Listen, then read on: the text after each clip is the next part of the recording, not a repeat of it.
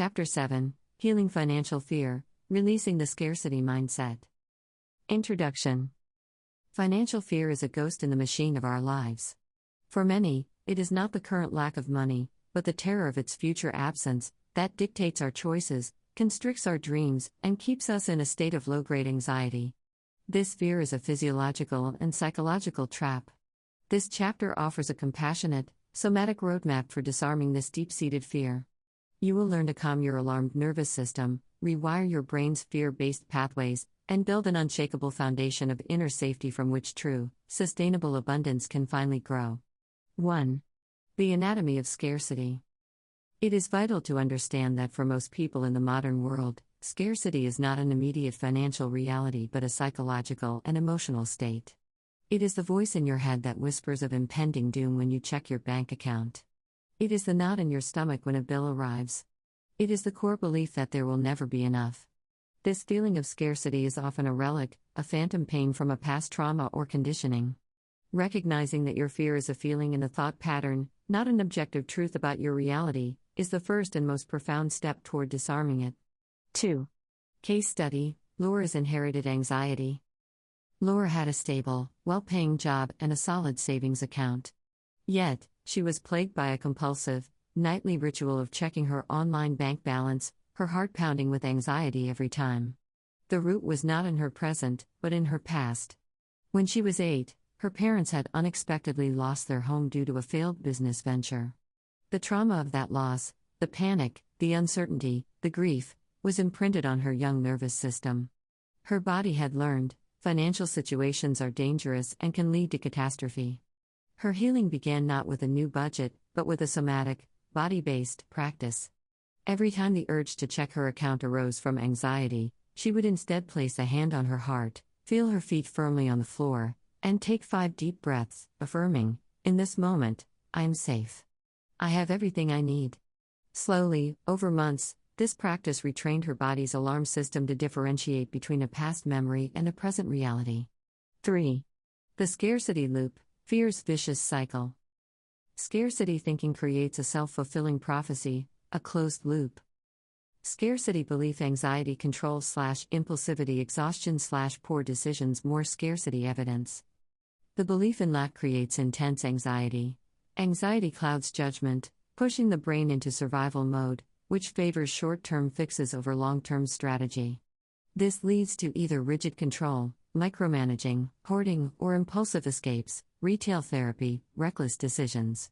Both control and impulsivity are exhausting and often lead to financial mistakes that seem to prove the original scarcity belief was correct. Breaking this cycle requires an intervention not at the level of the numbers, but at the level of the nervous system and the core belief.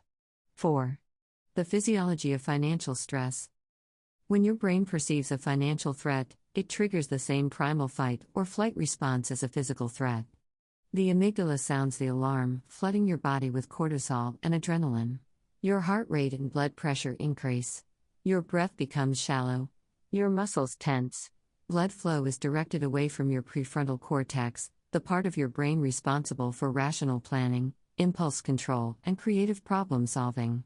This is why, when you are in a financial panic, it is nearly impossible to think clearly or make wise decisions.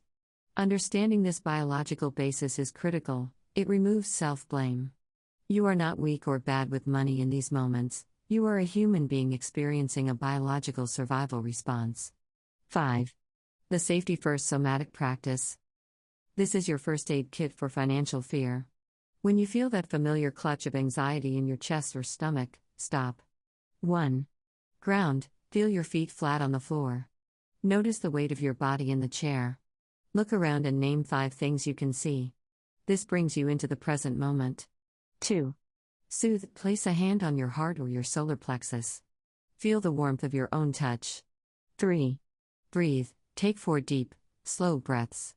Inhale for a count of 4, exhale for a count of 6. The long exhale is key to activating the parasympathetic, rest and digest, nervous system. 4. Affirm, with each exhale, whisper, "I am safe in this moment. My needs are met right now." This practice doesn't make your financial challenges disappear, but it does something more important: it returns you to a state of calm from which you can actually address them effectively. 6.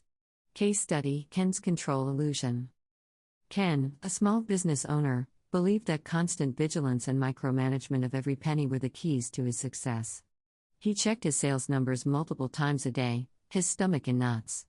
His mentor posed a simple question: does this control create profit, or does it drain the creative energy that could generate more profit? Ken saw the truth. His fear was stifling his creativity and burning him out. He instituted a new rule: he would do a 10-minute meditation before he was allowed to open his sales dashboard. This shifted his focus from what can go wrong to what opportunities await.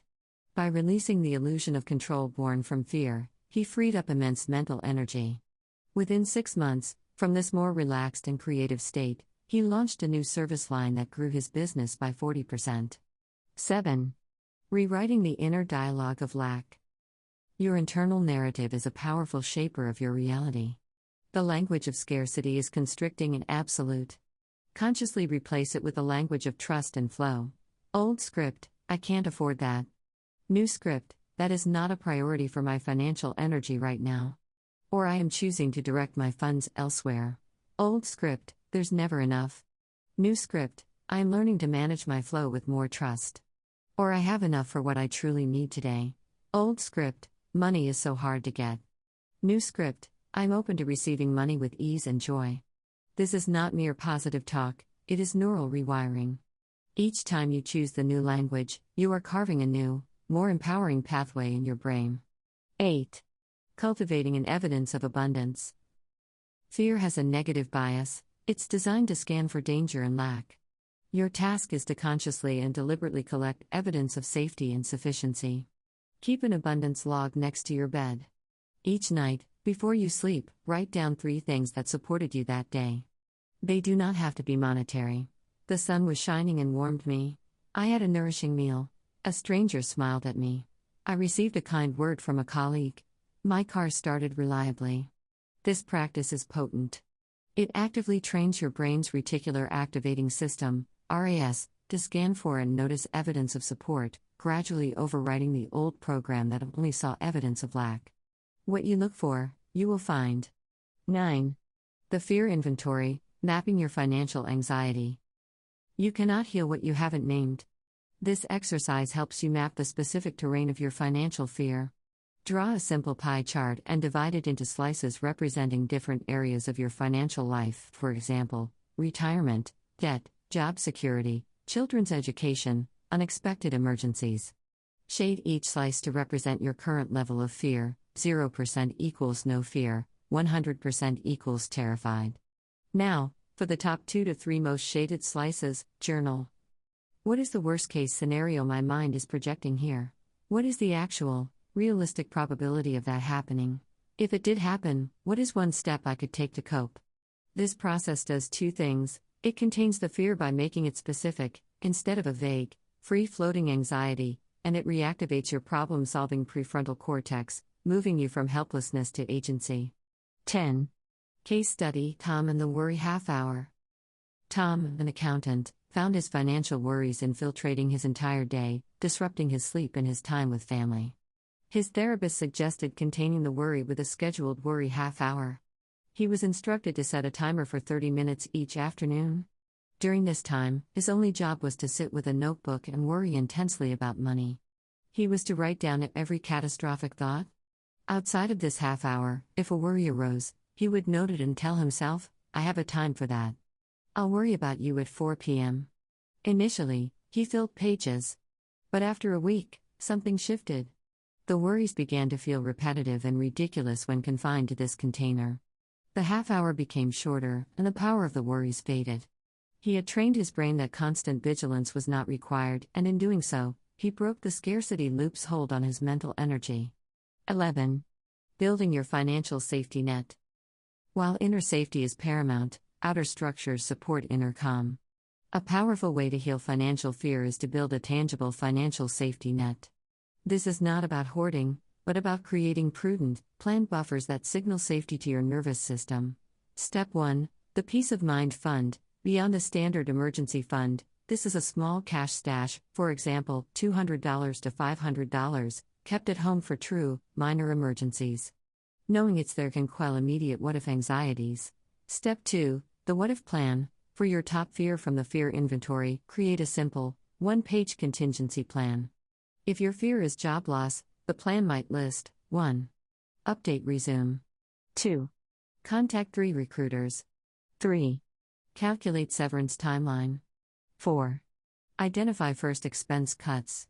The plan itself, not the money, is the source of power. It proves to your subconscious that you are competent and resilient. 12. The anxiety to action reframe. When financial fear arises, hear it not as a prophecy of doom, but as a misguided signal asking for a plan. Use this simple reframe. My anxiety is a signal that I care about my financial well-being. Thank you, anxiety, for the alert. Now, what is one small, constructive action I can take right now to address your concern? Anxiety, you'll never afford retirement. Action, thank you. I will spend 15 minutes researching retirement calculator tools online. Anxiety, that bill is too high. Action, thank you. I will call the company to ask about payment plans or discounts. 13. Neuroception, your brain's unconscious threat detector. Neuroception is the term for your nervous system's innate, subconscious ability to scan for safety and danger. When it comes to money, your neuroception is often calibrated by past trauma, sending false danger signals in objectively safe financial situations. The practices in this chapter are essentially recalibrating your neuroception. When you ground your feet, breathe deeply, and affirm I am safe, you are not lying to yourself. You are actively feeding new, safe data into your system, convincing your ancient brainstem that a bank statement is not a saber-toothed tiger. Over time, this recalibrates your entire system's response to money. 14. Creating a safety anchor. A safety anchor is a physical object or gesture that you consciously pair with feelings of calm and safety, which you can then use in moments of financial stress. Find a small, smooth stone, a piece of jewelry, or even a specific touch, like placing your hand on your own shoulder. In a calm, safe moment, hold the object or make the gesture. Breathe deeply and fully embody the feeling of being safe and supported. Repeat this pairing daily for a few minutes. After a week or two, the object or gesture becomes neurologically wired to the feeling of safety. Then, when financial anxiety strikes, you can reach for your anchor. Holding the stone or making the gesture will trigger a physiological shift toward calm, giving you instant access to your prefrontal cortex to handle the situation wisely. Chapter Summary: From Constriction to Expansion. Financial fear is a physiological state rooted in the nervous system's survival response. Somatic practices, like the safety first breath, are direct ways to calm the body's alarm signals and regain access to your prefrontal cortex. Replacing the constricting language of lack with the expansive language of trust actively rewires the brain for abundance. Consciously collecting evidence of sufficiency retrains your brain's filter to see the support that is already present. Journal prompt: where in my body do I most strongly feel the sensation of financial fear? For example, chest, stomach, throat. If I could breathe a sense of calm, safety, and warmth directly into that area, what would that feel like? Describe the sensation of relief.